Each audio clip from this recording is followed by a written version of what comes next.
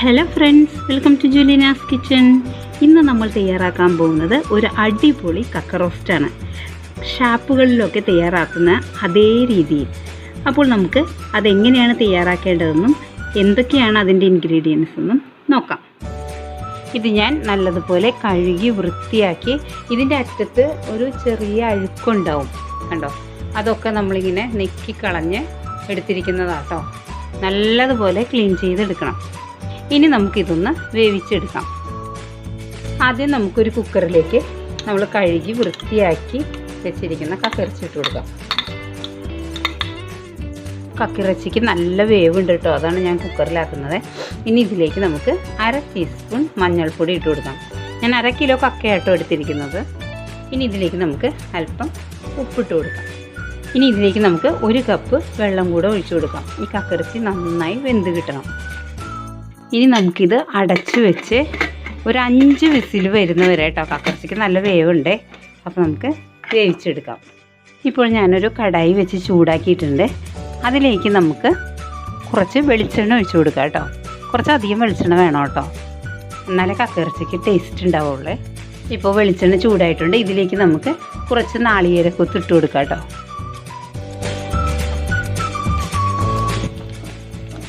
ഇനി ഇതൊന്ന് നന്നായി മൂത്ത് വരണം. അതുവരെ നമുക്കിങ്ങനെ ഒന്ന് ഫ്രൈ ചെയ്തെടുക്കാം. ഇപ്പോൾ നമ്മുടെ തേങ്ങാക്കൊത്ത് നന്നായിട്ട് ഫ്രൈ ആയി വന്നിട്ടുണ്ട് കേട്ടോ ഒരുവിധം. ഇനി നമുക്കിതിലേക്ക് ഒരു 2 ടേബിൾ സ്പൂൺ ഇഞ്ചി അരിഞ്ഞത്, അല്ലെങ്കിൽ ചതച്ചിട്ടാലും മതി കേട്ടോ.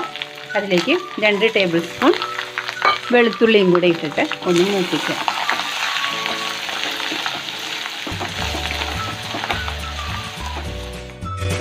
ഇപ്പോൾ വെളുത്തുള്ളിയും ഇഞ്ചിയും എല്ലാം നന്നായി മൂത്ത് വന്നിട്ടുണ്ട്. ഇനി നമുക്ക് ഇതിലേക്ക് കുറച്ച് ചെറിയുള്ളി ഇട്ട് കൊടുക്കാം കേട്ടോ. നല്ലതുപോലെ ചെറിയുള്ളി വേണം കേട്ടോ ഇതിനകത്തേക്ക്.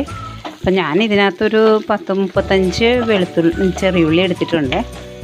അപ്പോൾ നമുക്കിത് നന്നായിട്ട് വേണം. ചെറിയുള്ളി ഇല്ലെങ്കിൽ നിങ്ങൾക്ക് സവാള വേണമെങ്കിൽ അത് ഉപയോഗിക്കാം കേട്ടോ, കുഴപ്പമൊന്നുമില്ല. ഇപ്പോൾ ഉള്ളി ഒന്ന് വാടി വന്നിട്ടുണ്ട്, അധികം ഫ്രൈ ഒന്നും ആവണ്ട കേട്ടോ. ഇനി ഇതിലേക്ക് നമുക്കൊരു 4 പച്ചമുളക് അരിഞ്ഞത് കേട്ടോ. എരിവൊക്കെ നിങ്ങളുടെ ഇഷ്ടത്തിനനുസരിച്ച് ഇടാം. ഇതിപ്പോൾ അധികം എരിവില്ലാത്ത പച്ചമുളകായതുകൊണ്ടാണ് ഞാൻ 4 പച്ചമുളക് ഇട്ടിട്ടുണ്ട്.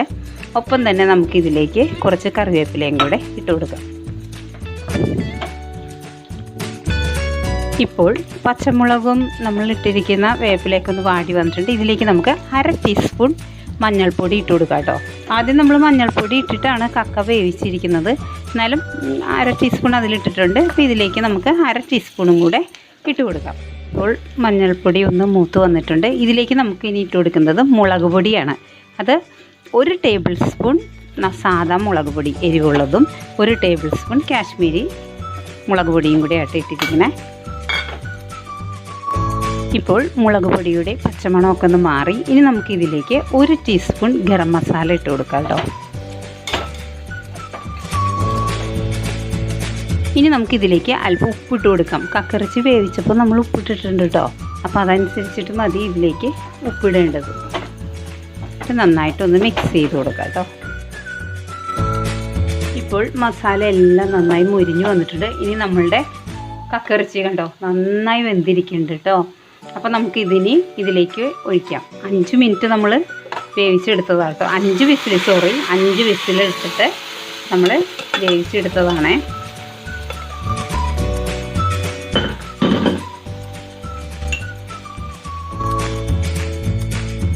ഇനി ഇത് നമുക്ക് നന്നായി ഒന്ന് മിക്സ് ചെയ്ത് കൊടുക്കാം.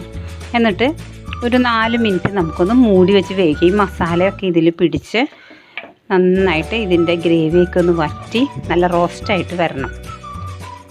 അതുവരെ നമുക്ക് ഒന്ന് മൂടി വെച്ച് വേവിക്കാം കേട്ടോ ആദ്യം. എന്നാൽ ഇപ്പോൾ 4 മിനിറ്റ് കഴിഞ്ഞു. ഇനി നമുക്കൊന്ന് തുറക്കാം.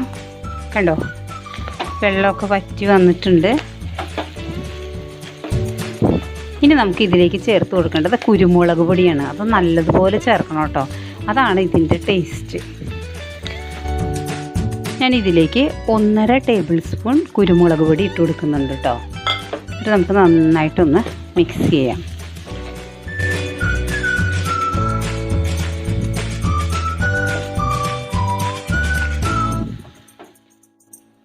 ഇപ്പോൾ നല്ല ഡ്രൈ ആയി വന്നിട്ടുണ്ട്. ഇനി നമുക്ക് ലാസ്റ്റ് കുറച്ച് കറിവേപ്പില കൂടി ഇട്ട് കൊടുക്കാം. അങ്ങനെ നമ്മുടെ ടേസ്റ്റി കക്ക റോസ്റ്റ് റെഡി ആയിട്ടോ. ഇനി നമുക്കിത് ഒരു സെർവിങ് ഡിഷിലേക്ക് മാറ്റാം.